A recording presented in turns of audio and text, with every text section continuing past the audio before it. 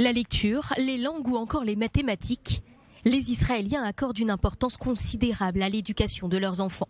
Mais force est de constater que le niveau et la qualité de l'apprentissage ne sont pas à la hauteur de leurs exigences. Une récente étude de la Fondation Trump, fondée en 2011 et qui vient en aide au système éducatif israélien pour enrayer le déclin de certaines matières, révèle une insatisfaction des parents d'enfants scolarisés.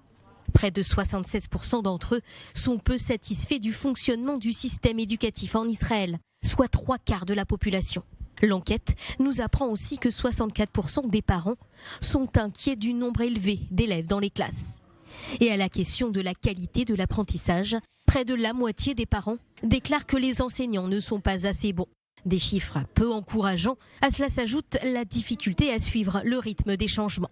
Nous vivons dans un monde d'information et un rythme de changement fou.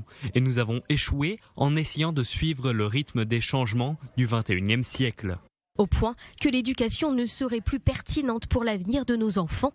57% des parents affirment que le contenu des études scolaires n'est pas pertinent pour le 21e siècle. Et les parents partagent également ce sentiment puisque près de 42% d'entre eux n'ont aucune confiance dans la capacité du système éducatif à mener des réformes importantes. La semaine dernière, le Likoud a émis quelques revendications.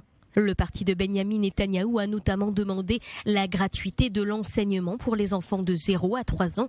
Le dirigeant compte aussi annuler la réforme de l'actuel ministre de l'Éducation, Yifat Sacha Bitton, et revenir aux examens d'inscription obligatoires dans plusieurs matières, histoire, Torah, littérature ou encore citoyenneté. Alors si pour l'heure, le portefeuille de l'éducation n'a toujours pas été attribué, le gouvernement pourrait faire face aux inquiétudes et à de possibles protestations de millions de parents israéliens. Car pour eux, l'éducation est le deuxième problème le plus important pour l'avenir de l'État d'Israël, juste derrière le coût de la vie, mais avant la sécurité.